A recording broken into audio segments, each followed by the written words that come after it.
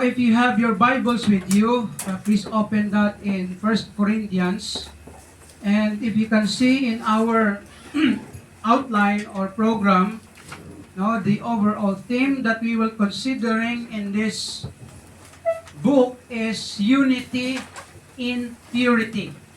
No, unity and purity, because the church at Corinth, no, though they were progressing, or maybe they were so abundant of many things, spiritual things. Marami po silang mga gifts. No? Kaya meron pa nga na-mention doon, lack no gifts or spiritual gifts. The Church of Corinth is a very crucial or very important for Apostle Paul, because it was Apostle Paul who founded or started the book or the church at Corinth. Now, if you remember in the book of Acts chapter 18, when God called him to be in Macedonia, in one of his journey as a missionary, so doon po siya nag-start at nakaabot po siya sa Corinth, which is the place of a challenging place for the Christians.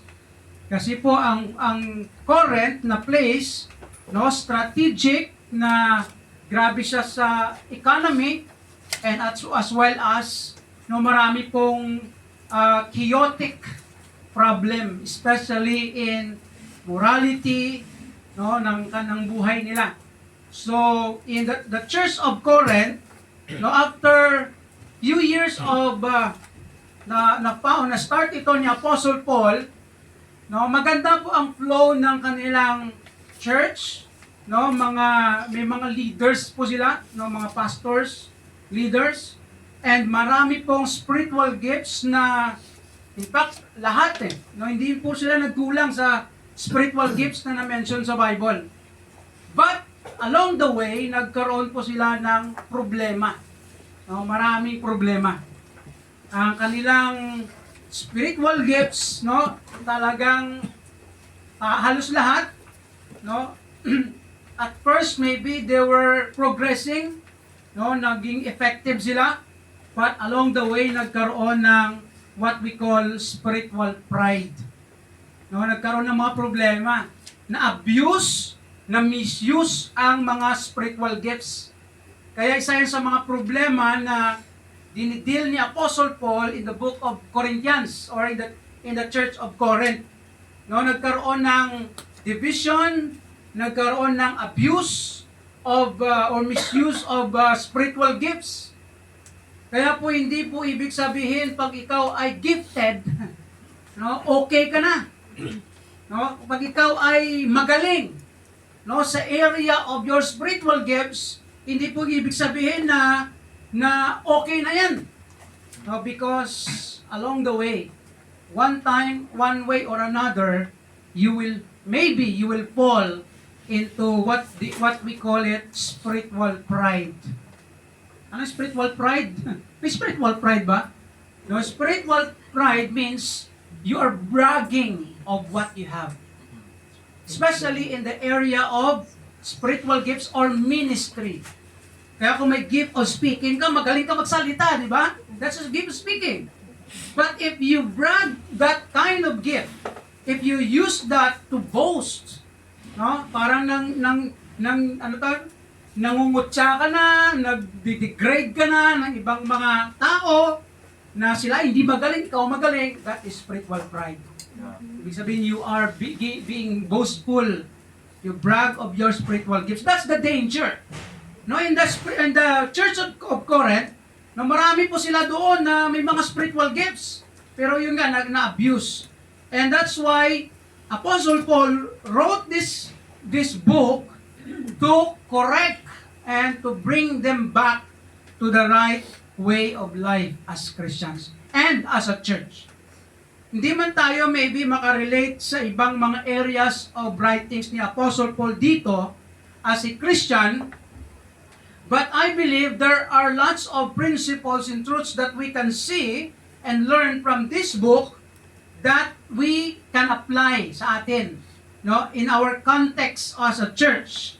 And when we say unity and purity, no, it speaks of the general sense of purity, not in your morality only, in your personal life, but in the life of a church. No, it's in all areas of the life of the church, we must united, no, and to be purified, or magkaroon tayo ng, no, yung malinis, no, or tawag nito, yung walang bahid ng, no, kasamaan.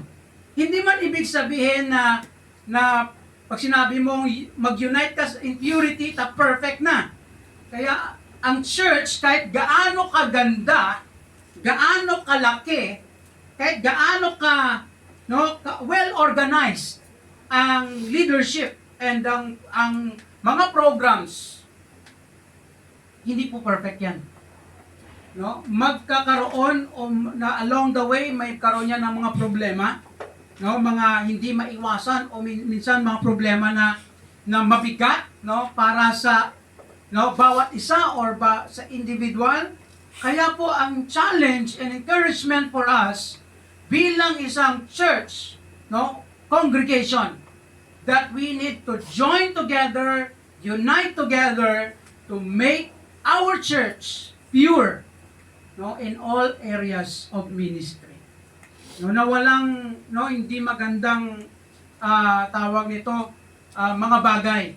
For example, kung may mga, no, problema sa mga area of ministry or areas of ministry, or in one area of ministry, we need to work it out na para ma-improve natin yan, to make it pure, no, in the presence of God. We cannot be perfect, but we can, no, work together to strive and to solve, no, problems that will arise, no, in the church, in the ministry.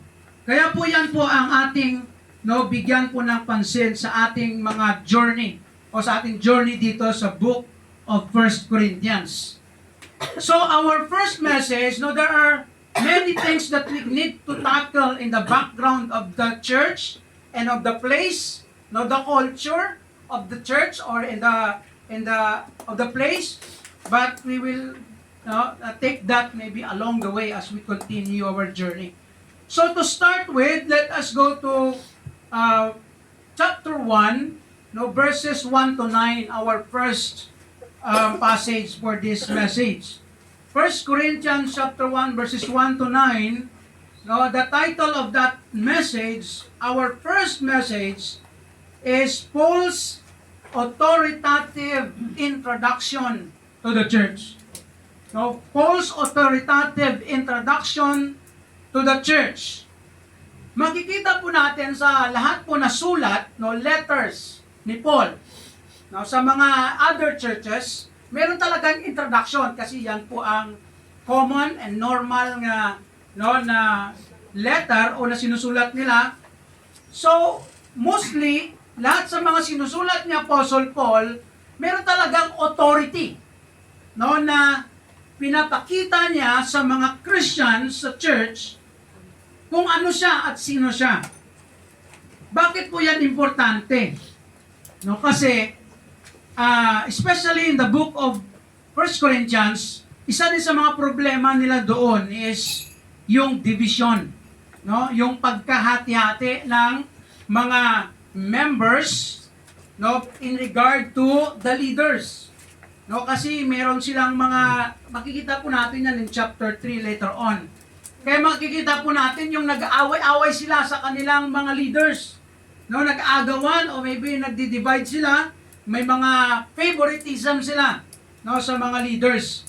Kaya si Apostle Paul, no, sa kanyang introduction dito, makikita po natin ang kanyang authority na part of his reminder for the church that he is or he has the authority to say, no, these things, especially as an apostle. So in chapter 1, no, makikita po natin, number 1, ang tanong po natin dito is, how authoritative false introduction. Gaano ito ka authoritative? Pag sinabi mong authoritative, no, may power, no, meron po siyang authority to say or to command these people, especially ang church. Kasi nga, as a founder, no, as a missionary who founded the church, no, meron po siyang authority. Kasi ang church noon, kung babalikan po natin, no, ang churches noon, yung early churches, ang makikita po natin ang principle nila na centralized. Ano po yung centralized? Ibig sabihin, meron po silang mga, no, parang pinaka-leader. No, meron po silang mga, kung sino yung pinaka-leader nila, yun ang sinusunod. No, kasi may mga churches na ganun, even in our time. No, centralized. Pag sinabi mong centralized, mayroon silang pinaka-main na church at doon yung authority. No, sa main na church. So yan po ang tinatawag na centralized. So si Apostle Paul, as one of the missionaries and apostles, no, of the Lord Jesus Christ, no, siya po ang may authority to say, to correct especially, no, the church. Kaya po tandaan po natin as a Christian na wala pong perfect na church. Lahat po ng church mayroong we can say weakness, no, or weaknesses or flaws, or along the way may mga problema talaga ang church. Tandaan po natin yan. Kasi minsan may mga tao na pag may problema, bahala na. Na parang, wala na, alis na kasi may problema dahil, kasi pa, ang inaano nila is, yung parang, tawag nito, parang hindi nawawala, parang ganun ba. So there are times naman na mayroon ding accountability ang management or leadership kung paano i-handle. So there are either way or both ways. So the number one, bakit or gaano ka-authoritative ang introduction na binigay ni Paul dito? It is because of, no, his authoritative greetings. When we say greetings, it's a common greetings, no, in his time. In a formal letter, no, formal letter. No, common lang siya, supposed to be, but the content of the greetings ni Apostle Paul, mayroon pong mabibigat na na mga laman. No, there are important or heavy truths in the greetings of Apostle Paul.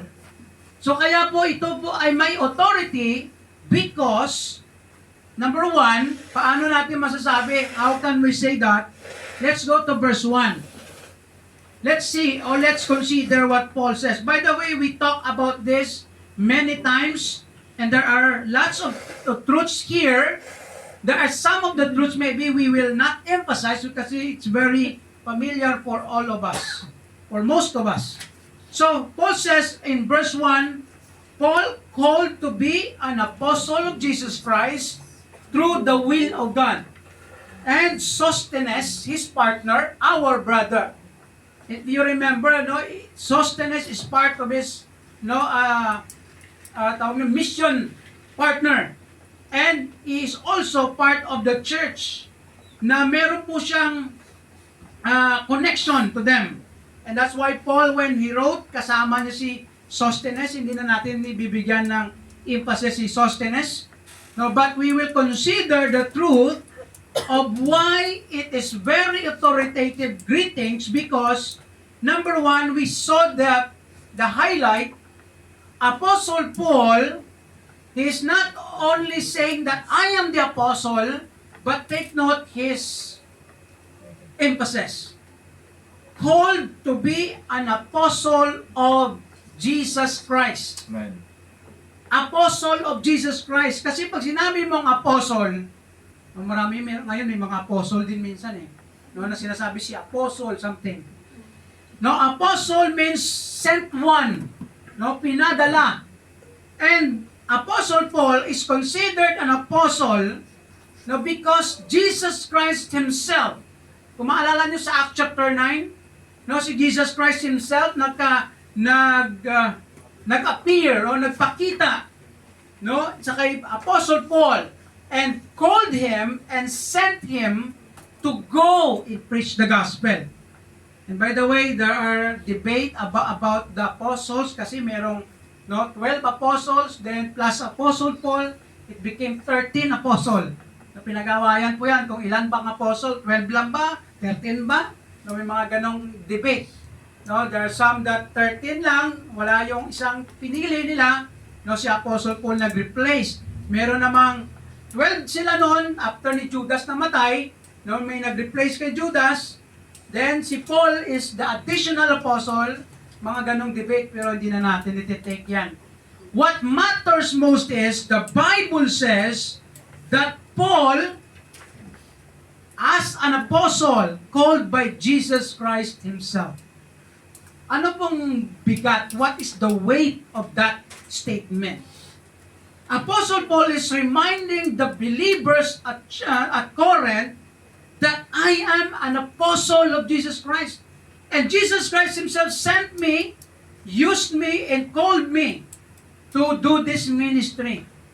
And that is why, ito pong greetings na ito is a very important, and the church must listen to him because Apostle Paul was sent by God, by Jesus Christ personally.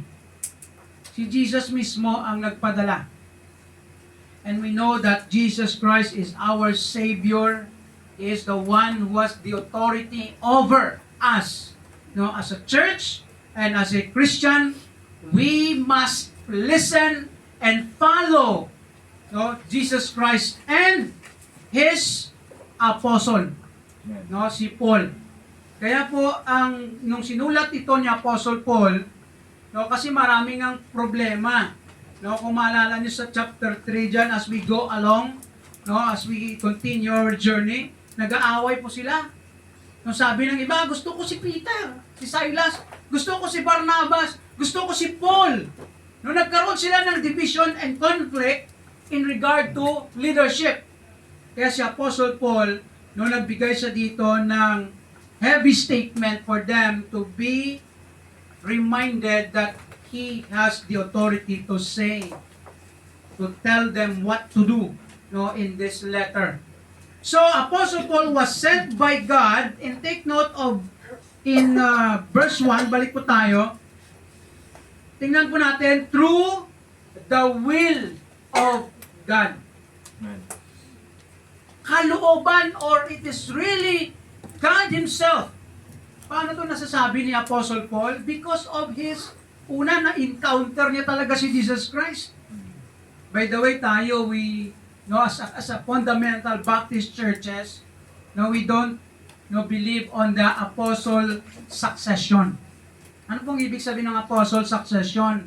Na may mga apostles pa, no, the gift of apostleship in our time, like what Paul and the other apostles had. Hindi na po tayo naniniwala doon because we stand and believe that a person is to be called an apostle if personally si Jesus mismo ang nag-appoint sa kanya. No, kasi nung wala na si Jesus Christ, in fact, sa time ni Paul, Saul pa yung pangalan niya noon, persecutor siya, wala na si Jesus, nasa heaven na. But, no, Jesus Christ appeared to him in Acts chapter 9 through light and through audible voice. Kinausap talaga niya si Apostle, si Saul. Saul, Saul, why thou was persecuting me? No? Bakit mo ako pinapersecute? The church. Kaya si Jesus mismo ang nagpakikusap o nagsabi sa kanya o nagpadala sa kanya. Kaya si Apostle Paul is considered an apostle through the will of God. Ang Diyos mismo. Kaya alam niyo, pag will ng Diyos, hindi mo na dapat i-argue yan eh. No? Pag will ng Diyos, hindi mo na dapat ano man yung mga reason out, ano man yung mga consideration diyan, you need to follow. And that's what Paul, and that's what the church must do, especially when Paul sent this letter, because he was sent personally by God And secondly, ano pa ang authority dito sa greetings ni Apostle Paul? Verse 2, unto the church of God which is at Corinth. Take note the emphasis, church of God. Iglesia ng Diyos. No, minsan iglesia ni Kristo. So, iglesia ng Church of God, ang word na of God, it means of possessive term. In other words, the church, the congregation, sa Diyos, ang Diyos ang nagmamayari. Tama po ba? Amen. Kaya tayo as a church, no, we are not owned by ourselves. Hindi po, wala po nagmamayari ng church. Yeah. Amen.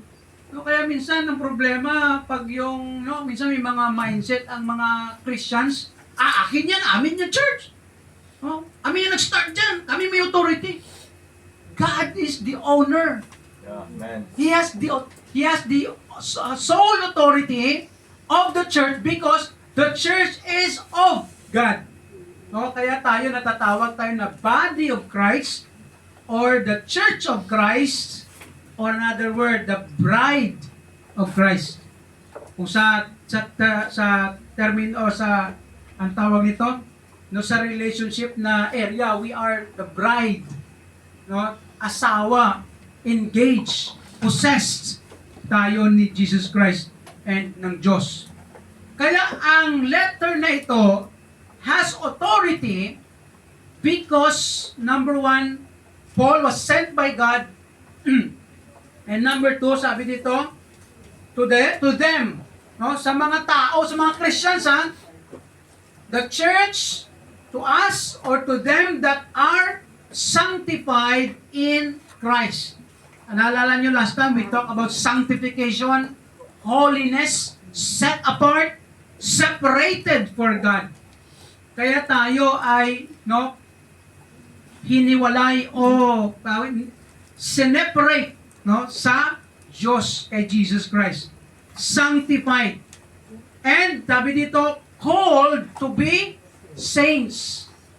And that's why I said last time that every believer is a saint. Yeah. Amen. Holy. Kaya tayo, we believe that as Christians, we are cleansed, we are purified, and we have this title or identity of a saint. No, pinawalang sala, nilinis, pinakabanal. Now, that is our identity as a Christian in Christ. Kaya po tayo, o dito, makikita po natin na may authority po ito. And together, not only that, sabi ni Paul, to them, no, sa mga nandyan sa Corinth, with all that in every place, call upon the name of the Lord of Jesus Christ, our Lord, both theirs and ours. What does it mean? It is also included all Christians in the area, and not only in that area, Corinth, but in every part of the world. Amen. Kaya po, we all believe that every believer, every Christian is sanctified or purified or saints, no, in the presence of God. Kaya itong letter na ito, itong greetings na ito, has the authority because Paul was sent by God, and take note, the church was sanctified by God. Amen. Paul is referring to what God did. He's not referring to what you do, what the church did, but what God did to the church. Yung paglinis ng Diyos sa mga Kristiyano. Kaya po yan po ang authority dyan. God Himself purified us from our sins. Amen. Always remember that. And that's why alam niyo po bakit ko may mga highlights na ito, kasi nga later on after this introduction, there are many things Apostle Paul wants to say to them in regard to their walk as a Christian. And then thirdly, this is a common salutation for God's people. common siya in the sense of parang yun na yung usual na nilalagay sa mga letters, but there are great content na makakita po natin. Ang verse 3, ito na po yung proper na greetings talaga. Kasi sa letter, sino nagsulat, sino ang sinusulatan, and ang proper na greetings talaga in the letter is this, verse 3. Ano pong sabi dyan? Grace be unto you and peace from God our Father and from the Lord Jesus Christ. Kung manotice po natin, if you notice the arrangement of the greetings, grace and peace. The Jews, their common greetings to each other, Shalom. Peace be with you. And the greetings in this, the grace, actually may mga grace in the general greetings now with the Greeks, with the tawag ito, Gentiles, grace because of the grace of God. Amen. That given to those Gentiles especially who became Christian. Because the Jews, Jews and Gentiles, nag-aaway po sila noon. But because of the grace of God na extend sa mga Gentiles, ito po nagiging part of the greetings. Kung manotice ninyo, wala po sa Bible na sinasabi na peace and grace. The arrangement is very important. Meron po yung meaning. Grace and peace. Kasi you cannot have peace without grace. It always by the grace of God. And by the grace of God, we are saved, and therefore we receive the peace of God. Amen. And peace with God. Kaya una lagi yung grace sa greetings. There's also a meaning for this. That when we approach and other people, we need always to be gracious. In fact, kung titingnan po natin, it's a wish or a wish or a prayer of blessing. Di ba? When you say, grace be with you, peace be with you, you are desiring or wishing or praying for that person to have grace and peace of God. Amen. Although it's a common greetings, but there's a meaning. There's an important meaning for this. And of course, when we say grace, unmerited favor of God, yun ang salvation natin, ang Diyos, full of grace for all of us. And the peace of God, sabi dito, from God our Father and from the Lord Jesus Christ. Take note of that. Kaya makikita po natin that in the Bible, the Father and the Son is distinct, magkaiba, but they are one authority, one power, one character, and that's we call in the Bible Trinity. We believe in one God in three persons. Kaya tayo po na mga Christians, especially mga fundamental Baptists that we claim, we are in the right track. We are not saying that we are perfect, kasi ang mga theologian, ang theologies marami kasing theologies, yung study of God, study in the Bible, marami kasing mga katawag nito, mga differences or maybe iba-iba kasi yung mga setup ng theology. Kaya wala pong perfect or parang 100%.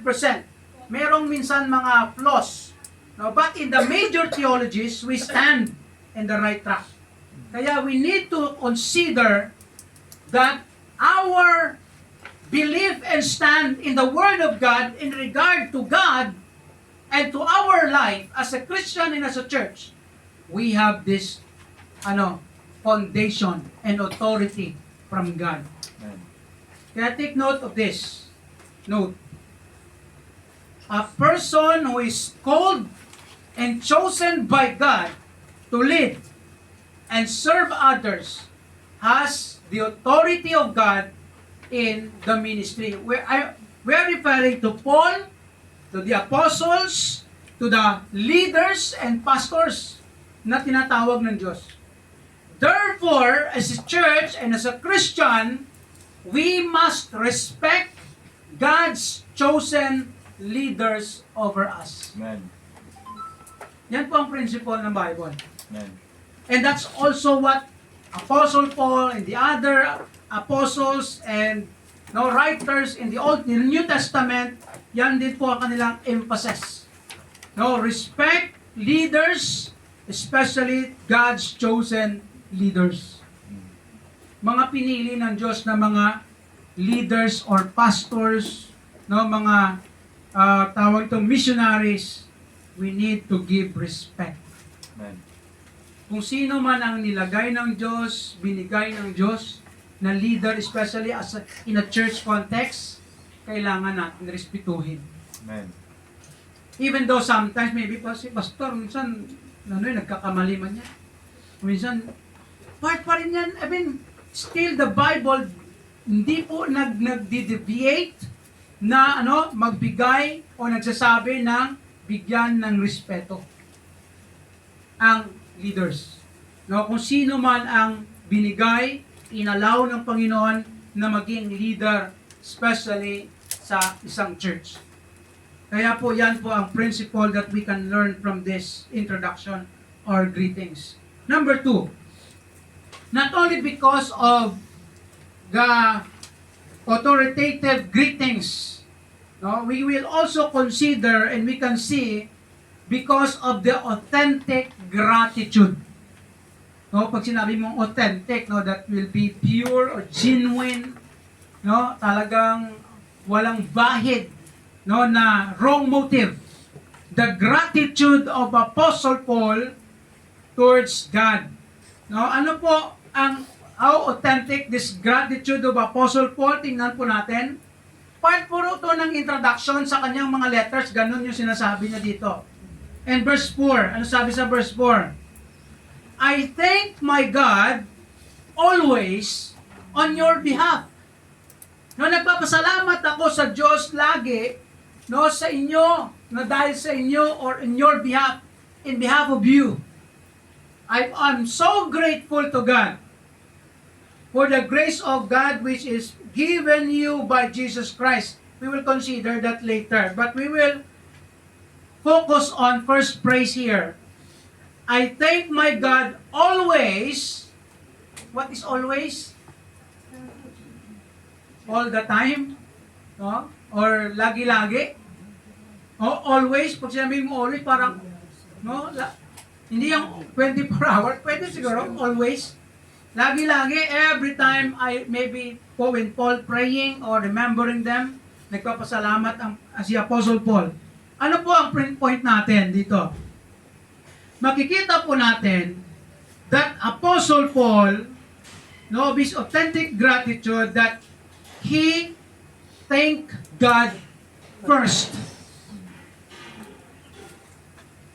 Bago niya sabihin ang lahat niyang sasabihin dito sa book na ito, una niya muna sinabi, nagpapasalamat ako sa Diyos dahil sa inyo. Amen. Alam niyo ko, kahit na kung titingnan po natin ang the reason of this letter of writings ni Paul is because of the problem in the church. O not problem, singular, problems. Dahil maraming problema sa church yan kasi nagsulat siya nito. Pero bago niya sabihin, ang dapat niya sabihin, sabi niya, nagpapasalamat ako sa Diyos sa inyo. What does Apostle Paul mean for us? Kung makikita po natin, kahit nakita niya may mga problema ang mga tao na yan, still nagpapasalamat sa kay Lord. Why? Why he is so thankful to God? Because you are saved. Amen. So sa mga we need to see and we need to consider to each other. Every time you see a person and that person is already saved, we should thank God. Pastor, kasi na-save siya eh. Kahit minsan siguro kita yung parang pasaway pa rin to. Pero kung save yan, praise the Lord. Right? Kasi papalangit din yan. Baka mamaya. So, di ba? Still, he's thankful to God because of them. Because God saved them, and for the grace has given them, it talks about their salvation. But what matters most here, Paul prioritized to thank God in behalf of them. Have you ever thanked God because of that person? Despite of that what person is doing? Right? Have you ever thanked God? Lord, thank you because pinipersecute niya ako. Meron ba ganon? Lord, thank you kasi nasaktan niya ako. Pwede ba ganon? Have you ever say thank you to the Lord because you are hurt? Parang mahirap mag-thank you kay Lord, no? No? Instead not to be thankful to God because you are hurt by that person, parang, no, manggigigil ka, you will, no? Ang nasa isip natin, yung anger eh. And ang nasa mind natin, and our mind is the heartaches, the bitterness, the words that we have heard. But we forget to be thankful. You know what? Sometimes, what people is doing to us, it's part of our challenge. Part of the testing, no, of God. Tinitest tayo, we are testing by God how we deal and how we respond or answer or approach even those people who really hurt us. It's part of the challenge sometimes. Or maybe it's part of the consequence. Right? Because sometimes we did something wrong, or maybe no, we hurt them, that's why they hurt us. That's part of the consequence sometimes. But I believe most of the times sometimes is part of the challenge. No matter how you do extra effort to make it right, but sometimes may mga hindi pa rin masusol. So that is part of our challenge. Kaya always we need to be thankful to God. Kahit ano man ang nangyayari sa buhay natin. This is the character and attitude of a grateful man. Always thanking God in spite of what is bad happening around him or to the people. And then take note in what he said also in Romans chapter 1 verse 8. The same, Paul was the author of this letter. First, I thank my God through Jesus Christ for you all. Yun lagi si Apostle Paul. That your faith is spoken of throughout the whole world. Now, he's writing this letter to the Roman Christians at Rome. So, always Paul was so thankful to God every time. Sa Romans, good testimony. Sa Corinth, good at first, but along the way, it became bad. But still, he is grateful to God. Diba? He's also saying in 1 Thessalonians, ano sabi niya? Give thanks in all circumstances. He said to the church there, always thank God. In all circumstances means in whether it be good or bad circumstance, we need to thank God first. Are you thanking God first in your life? Do you thank God first in your life? Thank ka, not think, but thank. Every morning when you wake up, are you thanking God? Amen. Every night before you sleep, do you thank the Lord? Amen. Right? We must always thankful to God, especially in all circumstances. Verse 5. Letter B, number 2. Not only he thanked God first, but of course the reason of his gratitude is the grace of God. Paul thanked God's grace. Kaya kung makikita po natin sa verse 4, Balik po tayo doon. For the grace of God which is given you by Jesus Christ. Kaya kanina, greetings, grace and peace. But here is talking about the grace, the salvation, and also the blessings that God given them, no, through Jesus Christ. Kaya po, every time in our Christian life, always remember that you have the grace of God in your life. Right? God is so gracious to you, to me, to all of us. First, our salvation.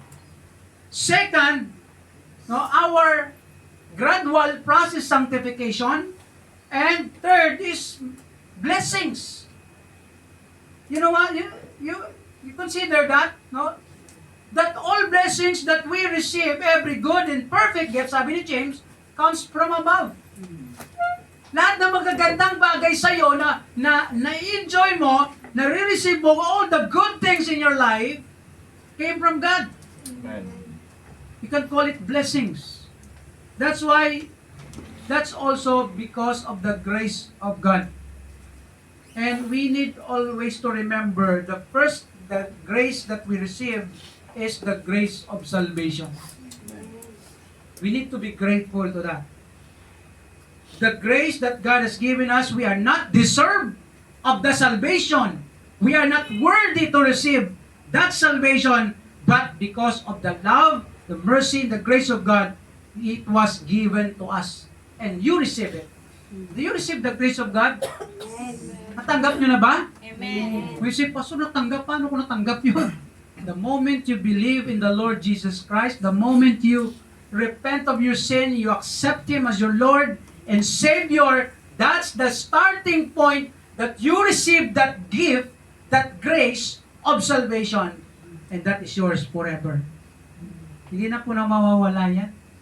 No, kung ikaw ay ligtas na tao, ligtas ka na, Christian ka na, ligtas ka, hindi na po yan mawawala. No, hindi na po mawawala yan. What do you mean? It is forever. Kaya ang tawag yan, ang keyword or yung term dyan sa Bible, everlasting life. Another translation, eternal life. Interchangeable po yan sa Bible. Everlasting life or eternal life, it is given by God because of His grace through faith in Christ.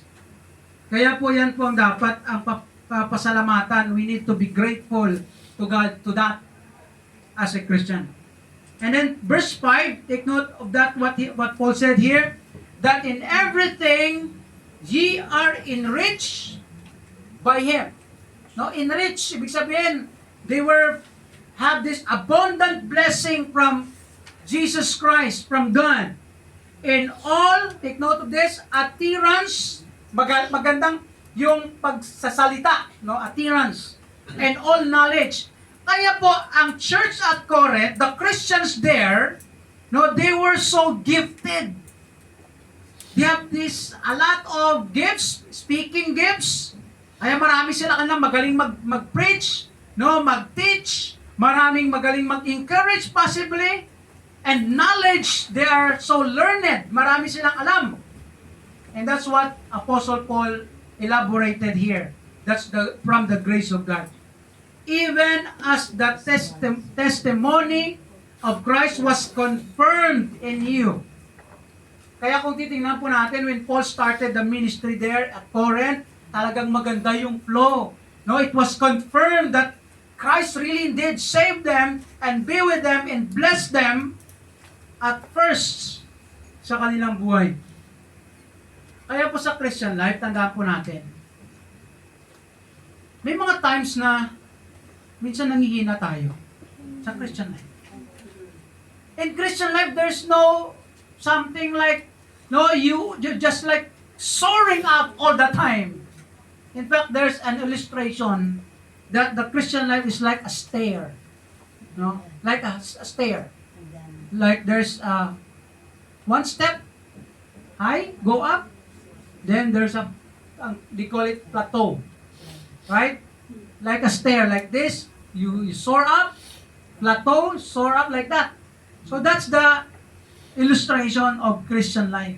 Or maybe there are time maybe na you will no go down in the lower tawag to, parang you're going slow or going down a little bit. You fall or you fail in some areas of your life. Then when you go back to God, you will go up again. That is the sometimes or most of the time, no, the journey of Christian life. And this is what happened to the church at Corinth. And that's why even what happened to them, Apostle Paul confirmed and thank God for the grace of God. And you know what? The grace of God never stops in our life. Amen. Always remember that. Kaya sabi nga, di ba ng isang quotation, habang may buhay, may pag-asa. No? If there is life, there is hope. Habang buhay pa yan, kung totoong Kristiyano yan, may pag-asa pa yan. No? Habang buhay, pero papatay na, tapos na. No? That's why every time we see something bad, no, especially in person, let us consider it. No, because there's still the grace of God. And the third one is Paul thank God or thank God's gift, no, because of the spiritual gifts aside of salvation that God has given them, all the blessings. Also, Paul emphasizes the spiritual gifts. In verse 7, take note, verse 7. So that he come behind in no gift. Okay, he's emphasizing that the church is full of spiritual gifts, waiting for the coming of our Lord Jesus Christ.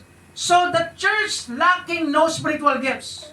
Can you imagine that? The church have a lot of gifts, speaking gifts, prophesying. In fact, marami po sila, meron po silang speaking in tongues, prophesying in the church at Corinth. Kaya nga, but the problem was, no, nagkaroon ng spiritual pride.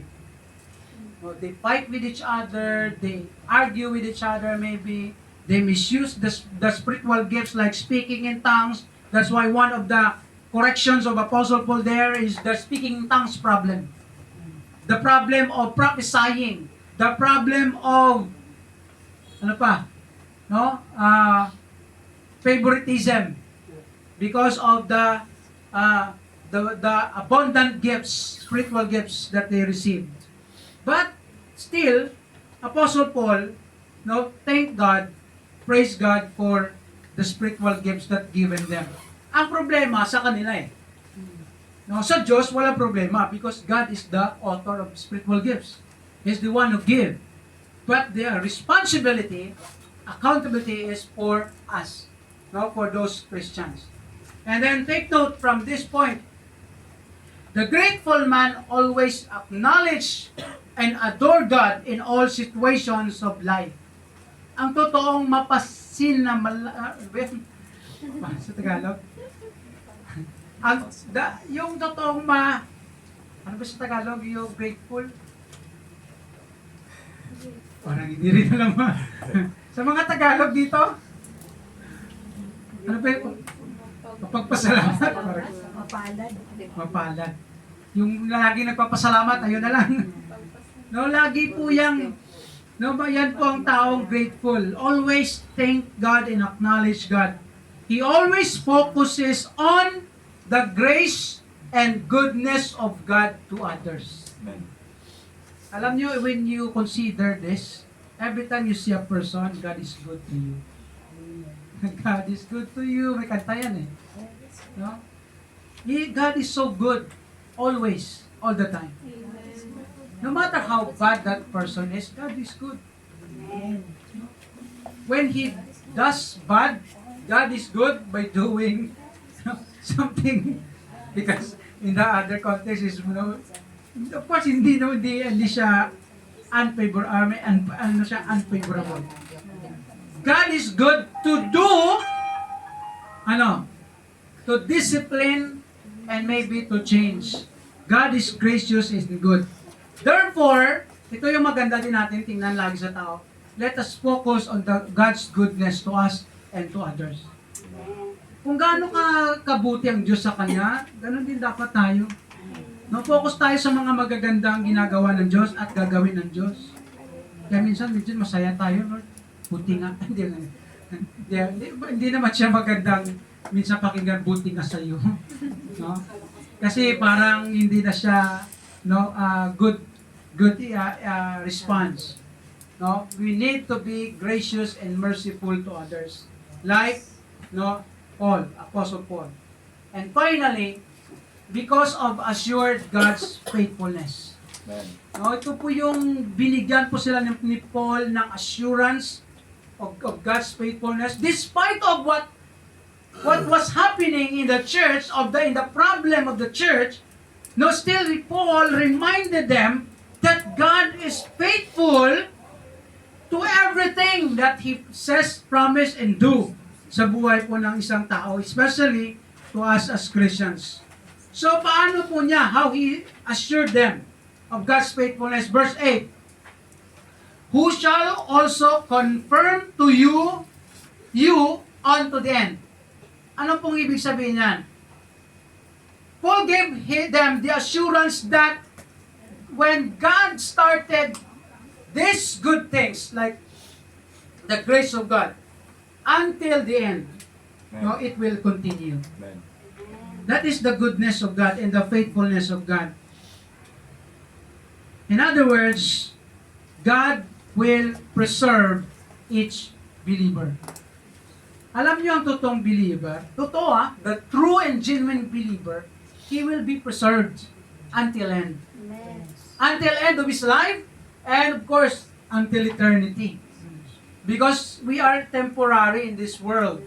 Sooner or later we will die, or sooner or later Christ will come. And that's why we have this assurance of faithfulness of God, because God will preserve you and me. Amen. We are in the hands of God.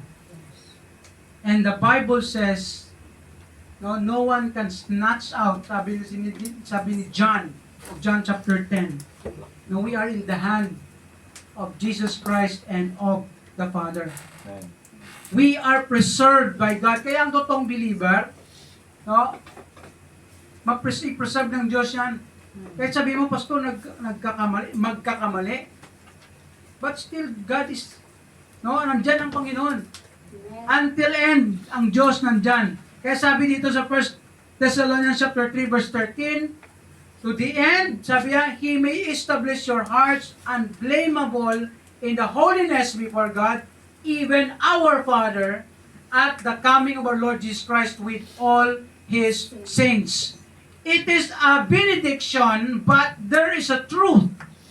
Alam niyo po, I still believe that if a person is a true believer, no matter how he fails, kung ang gaano man yan kabigat, kalaki, ang kanyang nagawa na mali, sa buhay niya, sooner or later, God will make or will do something, that person will return. Amen. The true believer will return to the right track. Kasi you know what? God will make His way, many ways, special way to bring a true believer into the right track or right way of life. Kung magkamali man yan.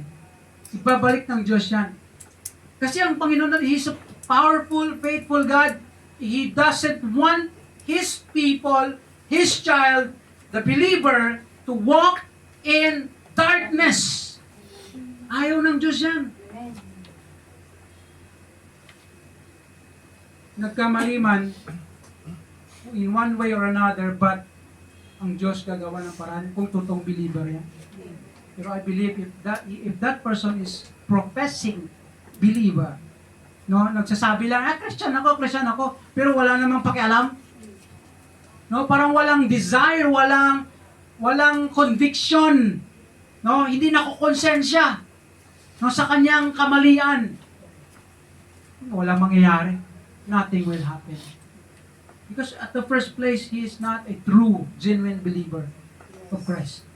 Because a true and genuine believer of Christ, along the way, God will deal and make way. That person maybe will realize, will repent, or will return to the right track that God wants him to live.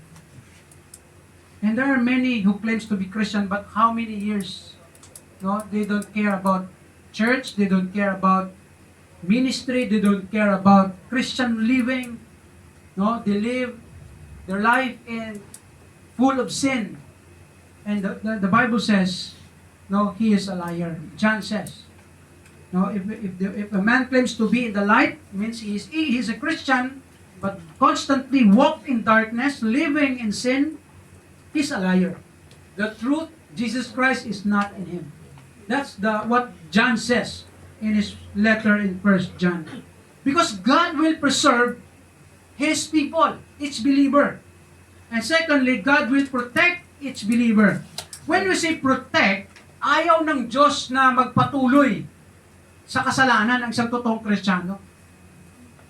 Kaya the true believer, magkamali man kahit na minsan kasi may freedom po tayo. We have free will. Freedom to choose. Pwede tayo magpili ng kasalanan kung anong gusto natin. Because we are human. But we can choose sin, we can choose sin, but we cannot choose the consequence. Because God will make a way to bring us back to the right life or living as a Christian. Kaya po, ang totoong Kristiyano, babalik at babalik yan. Hindi man specifically maybe sa church, siguro kung saan siya nanggaling, but babalik siya sa tinatawag na Christian life, serving, worshiping, maybe in the other church, it is acceptable. Basta parehas lang yung turo. Kasi kung Christian, tapos umalis dito, lagay natin, tapos pumunta sa Iglesia ni Cristo, hindi patay. Hindi siguro Christian yun. Because we believe that those, like that religion, no, Mormons, mga other claim to be Christians, they are not true Christians because their belief is not like us. Right? Baka sumama na to kay Kibuloy. No? Because we believe that their teaching is not true. Their salvation is not true. Because the true believer will be protected by God until end. And verse 8, sabi dito, that ye may be blameless in the day of the Lord Jesus Christ. Because until the day of the Lord, in other words, when Christ will come and reign, we will be preserved and be protected by God. No one can snatch us out from the Father's hand and from Christ's hands and the Father's hand. Yeah. Verse 6, being confident, sa Philippians chapter 1, sabi dito ni Paul, kanyang confidence, kanyang conviction, faith, he which hath begun a good work, ang Diyos, gumawa ng mabuti sa iyo, salvation, you will, sabi niya, good work in you will perform it until the day of Jesus Christ. Kaya ang Diyos natin, andyan siya lagi para sa atin. Magkamali ka man, God will make a way for you. Maybe malaglag ka sa upuan, mabangga ka ng sasakyan, ano bang mga disgrasya na nangyayari sa atin? Alam niyo, minsan yung mga disgrasya, yung mga accidents, mostly accidents nangyayari sa atin because there's something wrong. Yes. Not all the time, but mostly. Have you ever noticed that? Yes. When there's an accident, there's something that happened in your life maybe that it cost your money, cost your health, nag-cost yung, whatever problems that it is really, burdensome na mabigat. It's because of there's something wrong. Mostly, I'm not saying all, but most of the time. Yeah. Because God is working toward you to make it right, maybe, if there's wrong. But if there's not wrong, maybe God is testing you to make it, or to make you strong. Right? That's what sometimes happen. And then finally, God will persistently engage with believers. Kaya doon po yung mga principle po natin. No, ang Diyos lagi nandyan. Kaya verse 9, tingnan po natin. Verse 9, God is faithful by whom ye were called unto the fellowship of His Son, Jesus Christ our Lord. Kaya ang keyword po natin dyan, fellowship. No, pag sinabi mong fellowship yan, ano yan eh? No, you are gathering together, you are communicating with each other. That is fellowship. Yan po ang ibig sabihin ng fellowship. Kaya po ang Diyos, no, as a faithful God, tinawag po tayo na magkaroon tayo ng fellowship, communication, connection, no, with His Son Jesus Christ or through His Son Jesus Christ. And that's what we can say that God is persistently engaging sa buhay po natin. Amen. Kahit gaano kang lumayo, babalik ka rin. Di ba may kanta yan? babalik ka rin. Totoo yun. Kahit gaano ka lumayo sa Panginoon, kung totoo kang Kristiyano, babalik ka rin. Meron pang isang quotation, no? When you turn back, no? We're not saying yung yung parang apostasy na sinabi nila. No, when you walk away or turn back walking in a distance like 1,000 steps. No, kahit 1,000 steps yan away from God, sabi ng isang quotation, in regard to God's working, it takes you one step back to return to God. Ano pong ibig sabihin? Ang idea po niyan, because God is following you, following us. Diba, example, meron kang nag-decide ka na tumalikod. No, ayoko na mag-chat, ayoko na pag-serve. No? Lumayo ka ng kahit 1,000 steps yan, pero isang step mo lang, kung bubabalik ka, andyan ang Diyos. Because God is following us.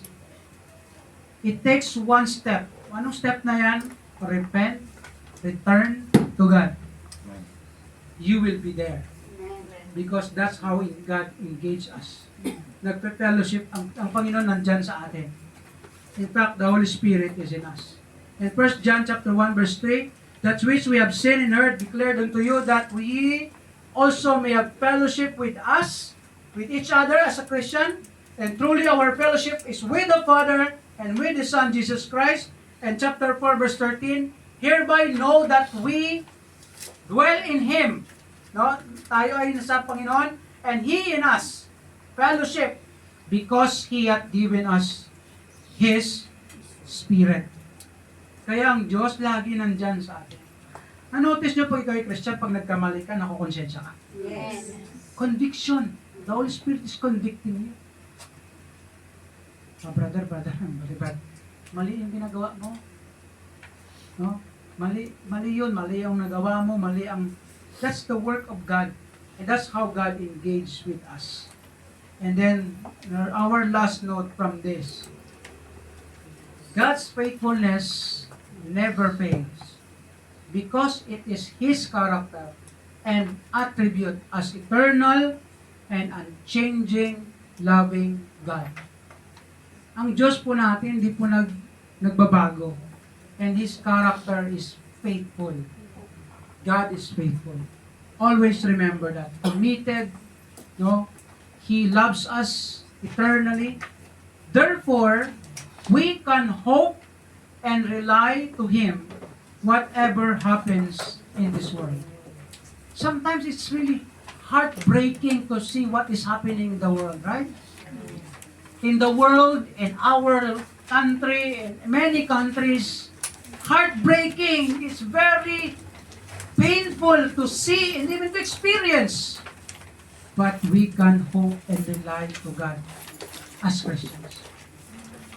Whatever is happening in our life now, in your life, in my life, in our life, even in our church, let us consider this. God is there. Amen. Let's hope and rely in Him. Amen. Whatever will happen, we are secure and assured of God's faithfulness. And here's our reflection from this. How do we take and treat God's chosen leaders in the ministry. Paano ba natin tinatanggap? Paano natin tinatrato ang mga binilagay ng Diyos na leader? O lagay na yung pastor or minister sa church or sa ministry niya. We know the answer. Are we grateful to God first? Nagpapasalamat ba tayo lagi sa Diyos? Lord, salamat kay pastor kasi minsan nasasaktan ako, okay lang. No, we need to be grateful to the Lord whatever is happening. And do we rely and depend on God's faithfulness? Nagre-rely ba tayo sa faithfulness ng Diyos? Ano po ba yung mga concerns natin sa buhay that we need to depend on God? We need to surrender to God. Kung ano mang kabigatan mo sa buhay ngayon, give it to the Lord. There's a hope. There is blessing in surrendering everything to the Lord. Whatever burdens, pains that you have in your life, we have in this life. Shall we pray? Lord, thank you so much for this comforting introduction from Apostle Paul, not only for the church of Corinth, but for us as a church and as individual Christians. Lord, we pray and we hope and we commit to you, Father, that may you continue to help us and bless us. Whatever struggles that we are facing, maybe some of us are facing, help them, Father God, to rely and depend on you and to experience your grace and goodness in their life. And be grateful as well for this and for others. Thank you so much, O Lord. Bless this word, this message in our heart. In Jesus' name. Amen. Thank you po and God